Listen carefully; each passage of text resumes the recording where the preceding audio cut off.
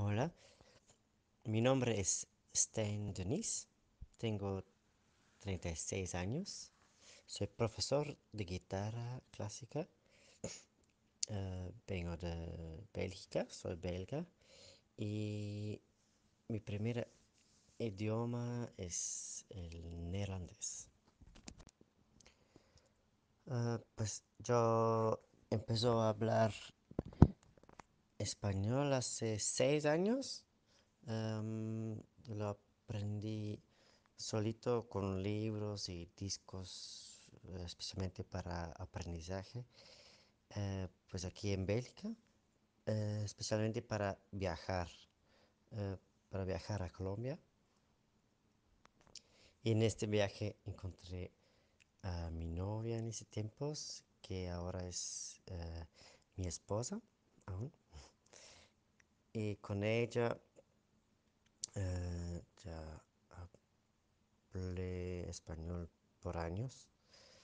eh, y mejoró un poquito mi español, porque cuando fue la primera vez a Colombia, mi español fue como solo en el presente, pues muy de vacaciones para preguntar cosas funcionales, para comer, ah, ir al hotel y cosas así básicos.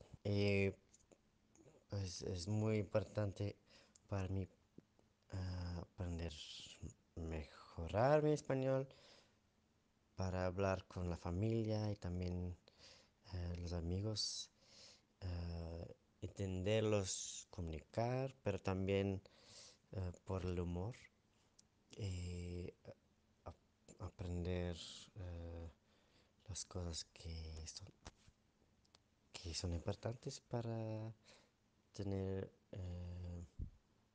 los tiempos bonitos juntos. ¿Cómo me siento con mi nivel de español? La verdad estoy feliz porque entiendo mucho y porque puedo hablar sin pensar tanto. Pero también al otro lado, un poquito frustrado porque después de 6 años aún hago muchísimos errores pues lo sé. Y en un lado porque siempre hago los mismos errores. eh, y al otro lado porque aún me falta mucho vocabulario, eh, y también a veces falta de entender los dobles sentidos que es tan importante por el humor, especialmente eh, por culturalmente, por ejemplo, en Colombia, pero también en otros lados puede ser un poquito diferente y eso me falta. ¿Qué hago para aprender el español? Pues en este momento tal vez no es suficiente, pero eh, porque en este momento hablo con mi esposa en neerlandés, porque ella también tiene que aprender, pero trato de comunicarme con la familia en Colombia en español, eh, mirar películas, escuchar música, em, y todas esas cosas. También aquí en Bélgica tenemos amigos latinoamericanos y también hablamos español, pues o mezclado con el neerlandés también. Stijn Denis has as his first language Dutch, which is a Germanic language spoken in Belgium. Besides, he speaks French, German, and English, which are the official languages in that country. Thus, he has learned Spanish as a foreign language because it is not a language commonly used in his immediate social context. Making an analysis of the speaker, we could notice that he shows a sequential multilingualism due to the fact that he has been learning additional languages after his native language was already established.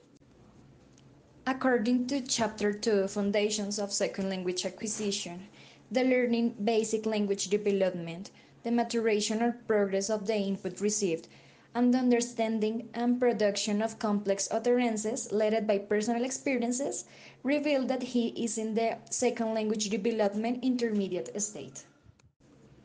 In the same way, his oral productions reflect a metalinguistic awareness since he is capable of control his own language, what he means in terms of communication.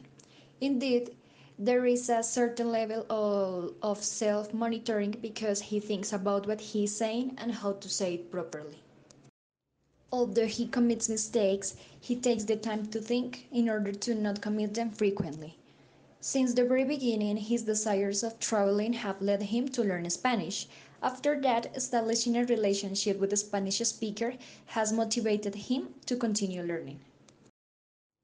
His learning process has taken place in an informal context. He has had an autonomous learning process through books and discs especially designed for language learning. Moreover, he has developed his communicative ability with the use of language with his relatives. In conclusion, he has had an informal learning process since he has learned in naturalistic context with human interaction. As every target language learner, Stijn makes some mistakes and errors in his use of the L2. To find some of this in his short display of Spanish, we need to draw a difference between errors and mistakes. Let's get into it. First, mistakes are what we might call a slip of the tongue. These happen randomly, and even native speakers are victims of these deviations. Also, mistakes frequently happen thanks to non-linguistic factors. Then we find errors, which have some different characteristics. Errors commonly happen in L2 learners. These are systematic, can come from the learner's first language, and occur repeatedly. With this classification done, let's dive into Stijn problems. To begin with, we find interlingual errors. These mean errors committed by transfers from a language to another. Syntactic errors like yo empezó, in which there is a lack of coherence between verb conjugation and subject, may come from English, where verbs have only one conjugation for all subjects. English is not his first language, but since he had knowledge in it, he could have made a transfer of some rules to Spanish. Another possible reason is that he brought rules from Dutch, where in some cases the same conjugation is used for all subjects. On the other hand, he is conscious about one of his syntactic errors. He identifies his problem to use the verbs ser and estar, and attributes this difficulty to the absence of these two verbs in Dutch. In the semantic category, we find errors like literal translation. In Spanish, we say cometer errores and not hacer errores. Nonetheless, this expression used by him comes from literal Dutch, in which you say fouten maken. This literally means to make error. Among the interlingual errors that he commits, there is one in the phonological level, that is the substitution of L2 sounds for those of the mother tongue. For example, in his mother tongue there is the double R sound, and in Spanish there is the single R sound. For him, making that discrimination is very hard. This error can also be noted when he pronounces the N and the S sounds, which both seem to be a nasal variation of the Spanish ones. There are also several non-linguistic factors which may affect the way he speaks, and may make him commit more mistakes or errors. For example, fatigue, being tired, speaking the same language when he isn't proficient with it. These can be considered phonological interlingual errors because of the way his mother tongue interferes with his L2 pronunciation. He pronounces L2 sounds the same way he would as if he were in his mother tongue. There are also several emotional factors which may affect the way he speaks, especially because his own wife is a native speaker, thus making a strong connection with the language. Among the many things that may cause interlingual errors, be it phonological, syntactic, or semantic, there is one key element that may be the cause of it all. This is due to the fact that he is a self-taught person. He himself started studying the language with books, CDs, and other material that, although not bad at all, can also leave many voids in his language skills, be it syntactic, phonological, or semantic. Now, the intralingual errors are those in which the person makes mistakes in the target language. Since the person doesn't know the target language very well, she or he has difficulties in using it. I mean, this is a generalization based on a partial exposure of the target language. So, I summarized those errors of Stijn's interview in this table. Well, as you can see, there are no phonological mistakes. Actually, I consider that he has a very good pronunciation, especially with accents and endings. However, the phonological mistakes that he had were exposed before. About the syntactic errors, we could notice some errors with the verb tenses. For example, yo empezó, where it is indicative instead of past. Also, some grammatical gender errors, such as hay varios cosas. Also, solo hay uno R instead of solo hay una R. Then we have lack of coherence here, for example. Aún me falta mucho vocabulario y también a veces falta de entender los dobles sentidos. This should be like, aún me falta mucho vocabulario y también a veces me falta entender los dobles sentidos. Also, we have plural and singular errors. For example, los dobles sentidos, que es tan importante, this should be with son tan importantes because los dobles sentidos means that this is plural. To finish this part, we could notice that he had some problems with conjunctions. For example, yo sé que la regla, pero tal vez, where the word que is unnecessary. So the idea is to say, yo sé la regla, pero tal vez. Also we have, para mí aprender, mejorar mi español, where it is necessary to put a conjunction like and. So this should be, para mí aprender y mejorar mi español. With morphological errors, we have, for example, ese tiempos, where there is a ground demonstrative determinant that should be esos tiempos. Also, we have problems with articles, for example, el primera vez.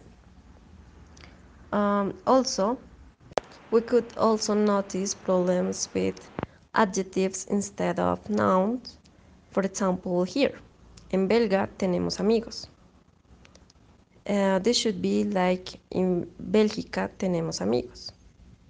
According to the non-linguistic factors, we perceive that he had some problems of memory limitations or lapses, for example, with the verb tenses, also with the uses of female and male, and to find appropriate. In this way, his errors are productive errors because they occurred in his language utterance. In semantic errors, we have not understanding of double H phrases. Stijn said that he can't understand double H phrases. So, as he doesn't know the language completely, this becomes difficult for him. Now we're going to focus on the solution that we propose to help the student overcome the problems detected. The cognitive psychologist is a perfect model to solve those problems. The phonological model can be solved with simple exercise like the enunciation of sentence or phrase out loud that contain the phonemes to work thus through a stimuli response, that is repetition. The pronunciation will improve. The syntactic problems can be solved through an exercise of repeating the instruction. One example is a visual activity that helps the student seek to recognize the pronouns and the different purpose in each sentence in the pyramid that we're gonna show you. The student will understand the use of each pronoun.